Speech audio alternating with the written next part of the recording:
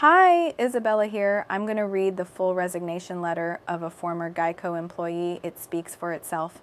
Dear Danny, Miyasha, Todd Combs. Mr. Combs, with sincerity, I wish all the peace and blessings and grace of our Lord Jesus Christ to you. I wish nothing but the best for GEICO, but we have severe professional differences in our vision for customers and associates and running a business. Unfortunately, GEICO has destroyed my mental health to an extent that I may never recover from, and for the preservation of my sanity, I must resign, due to being provided no meaningful accommodation or interactive process. GEICO has made it clear that this is impossible, but the below issues, among others, have exacerbated the problem. I consider my resignation a constructive discharge. I am reaching out to formally resign from my position as a customer service associate at GEICO, effective immediately. After reflecting on the important company update and the vision for the future you shared with us years ago, I've concluded that my future lies elsewhere, far from an organization so fixated on numbers that it's lost sight of its people. GEICO's progress and the human cost. You've touted great progress in returning GEICO to profitability, but let's be clear, this progress was built on the backs of 2,000 associates you discarded without so much as a heads up. While you celebrate a $1 billion profit quarter, those of us left behind see a different picture. Loyal employees treated as expendable line items in your quest for a better combined ratio. Streamlining processes shouldn't mean slashing lives, yet that's exactly the message your leadership has sent. Profits trump people every time. Investing in associates, or just in optics? Your email boasts of significantly expanding merit pools and a shiny new 401k match, but these crumbs don't mask the bitter reality. Profit sharing, gone. Decent health insurance, downgraded. Meaningful raises, a distant memory. Meanwhile, your reported $14 million compensation package sits untouched, a glaring reminder of who GEICO truly values. If this is your definition of stability in compensation, then I'd hate to see what instability looks like. It's a slap in the face dressed up as a pat on the back. Even the few employees who do receive raises, on average, they don't even outpace inflation. Communication, a masterclass in silence. You've promised to do a better job of communicating, but your track record speaks louder than your words. A year of silence followed by a layoff bombshell and a polished email that ends with, "Take care." It's corporate detachment at its finest. Where was the transparency when we needed it? Where was the empathy for those you let go? Your communication feels less like leadership and more like damage control, leaving us to wonder if you even know who you're leading. The connected workplace or forced compliance. You claim that increasing office presence will foster a sense of community and connection, but this forced march back to the cubicle reeks of control, not camaraderie. First 2 days, then 4, despite promises of flexibility and the proven success of remote work. Did you ask us what we wanted? No, this isn't about building relationships, it's about flexing authority. If this is your connected workplace, it's a connection forged in resentment, not trust. A culture of fear, not excellence. Your vision includes transforming our company culture, but the transformation I've seen is a nosedive into fear and disillusionment. Associates live in dread of the next workforce reduction, talent is bolting for the exits, and morale is a ghost of what it once was. You speak of attracting and retaining top talent, yet your actions drive it away. This isn't the GEICO I signed up for. It's a numbers-obsessed shell of its former self, and I refuse to stick around for the wreckage. These changes have been gradual and severe. A policy that defies dignity. Mr. Combs, your leadership has introduced a policy that's as shocking as it is short-sighted.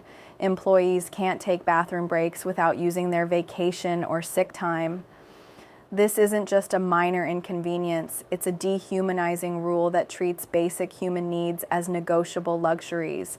Forcing workers to trade their well-deserved time off for a moment of relief is absurd and exposes a management style that values metrics over people. Sure, this cutthroat tactic might squeeze out a few extra minutes of productivity in the short term. Fewer breaks could mean more calls answered, more tasks completed, and a slightly shinier bottom line for now. But at what cost? employee morale erodes when people are treated like cogs instead of humans. The long-term reputation of the company takes a hit as stories of this draconian policy spread. Customers and potential hires alike will think twice about associating with a business that prioritizes profit over basic decency. The analogy I heard is surprisingly accurate. You're like a kid running a candy store who, instead of selling the candy, eats it all himself. It's a fleeting thrill, gobbling up every last piece until the shelves are bare. But when the sugar high fades, the store's empty, the customers have walked away, and there's nothing left to sustain the business. That's the path you're steering GEICO down. A quick boost today that guts its future tomorrow. A company can't thrive when its leadership consumes its own foundation. The slow erosion of care, mental health as a casualty. Your communications often emphasize investing in our associates and building a workplace where we feel valued, but the gradual removal of benefits tells a different story. A striking example is the elimination of time-off phones for mental health discussions, a small but essential resource that once offered a moment of relief in an otherwise relentless environment. For those of us managing the constant pressure of quotas and performance metrics, this was more than a perk, it was a lifeline. Now, with its quiet removal, we're left chained to our desks, expected to power through stress and burnout without a second thought. This decision doesn't reflect care or foresight.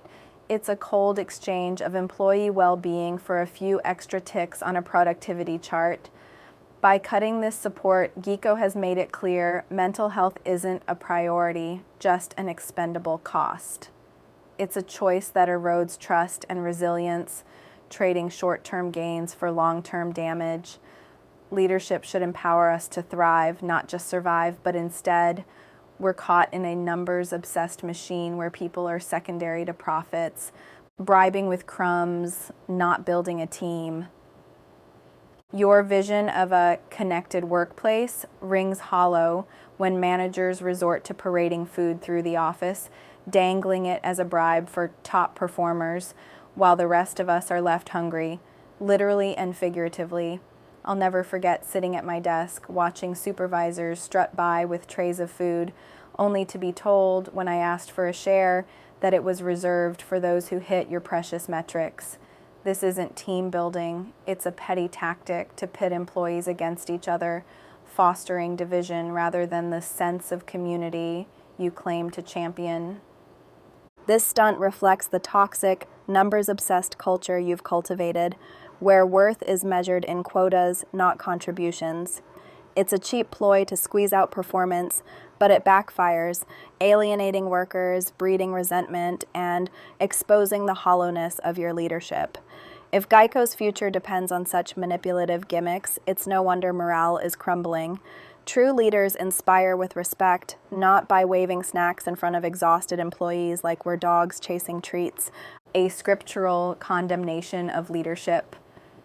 In the tradition of Eastern Orthodox theology, leadership is a divine calling, a stewardship entrusted by God to serve with righteousness and compassion. The Eastern Orthodox Bible holds leaders to a high standard, yet under your direction, Todd Combs, GEICO has faltered grievously. Scripture declares, "Woe to those who make unjust laws, to those who issue oppressive decrees, to deprive the poor of their rights and withhold justice from the oppressed." Isaiah 10, 1-2. Your policies, denying accommodations, discarding dedicated workers, and prioritizing profit over people echo this very injustice, trampling the dignity of those you were called to uplift. The Apostle Paul instructs, "Let each of you look not only to his own interests, but also to the interests of others." Philippians 2:4. Yet, your leadership has been marked by a relentless pursuit of self-interest measured in metrics and margins, while the welfare of employees is cast aside. The Psalms lament, "The wicked strut about when what is vile is honored." Psalm 12:8. And indeed, a culture of fear and disposability now pervades GEICO, where loyalty is repaid with indifference. Have you not considered the words of Christ? "What does it profit a man to gain the whole world and forfeit his soul?" Mark 8:36. The soul of this company, once rooted in mutual trust, has been bartered for fleeting gains. Moreover, the Eastern Orthodox Bible warns against the hardening of the heart, as seen in Proverbs. He who oppresses the poor taunts his maker, but he who is gracious to the needy honors him. Proverbs 14:31. Your actions taunt the Creator by neglecting the vulnerable, turning a blind eye to their pleas. The Lord himself condemns such leadership, saying, You have not strengthened the weak or healed the sick or bound up the injured. You have not brought back the strays or searched for the lost. You have ruled them harshly and brutally. Ezekiel 34:4. This indictment rings true at GEICO, where the weak are discarded rather than strengthened, and the lost are left to fend for themselves. Finally, St. James offers a sobering admonition. Behold, the wages of the laborers who mowed your fields, which you kept back by fraud, are crying out against you, and the cries of the harvesters have reached the ears of the Lord of hosts. James 5:4. The cries of those wronged by your decisions, overworked, undersupported, and cast aside, rise to heaven, bearing witness to a leadership that has forsaken its sacred duty. I cannot remain complicit in this betrayal of principle, and thus I resign. A departure from core values. The decision to remove operate with uncompromising integrity from GEICO's operating principles marks a troubling shift away from the values that once distinguished this organization. Integrity is not a mere buzzword, it is the foundation of trust, essential to maintaining the confidence of employees, customers, and stakeholders alike. By abandoning this principle, GEICO jeopardizes its reputation and signals a preference for short-term gains over the enduring strength of ethical leadership. This change reflects a deeper cultural erosion, one that I find incompatible with my own principles and commitment to honorable conduct. Absolution of management and supervisors. It is critical to recognize that management and supervisors bear no fault for the challenges currently facing GEICO. They have done nothing wrong and have simply operated within the boundaries and directives established by higher leadership. The true responsibility for the company's struggles, be it the toxic workplace culture, the decline in employee morale, or the shift away from foundational principles, falls entirely on Todd Combs. As CEO, he holds the ultimate authority over GEICO's trajectory, and it is his leadership choices that have driven the organization into its present state of disarray. While management and supervisors may have carried out specific policies, they are not the originators of these issues. The blame rests solely with Todd Combs, whose decisions have undermined the company's integrity and stability. I am eternally grateful for the support of my supervisors, Keegan, Mia, and Danny. The path forward for me, not GEICO.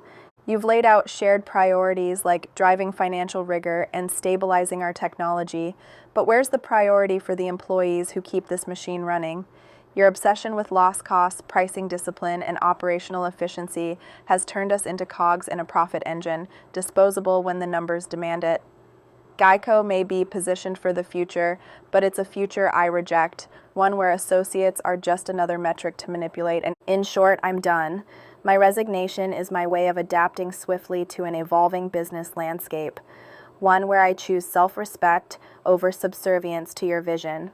I hope the exodus of employees like me forces a reckoning about what really drives GEICO's success. Hint, it's not just the bottom line. Take care, JLH3.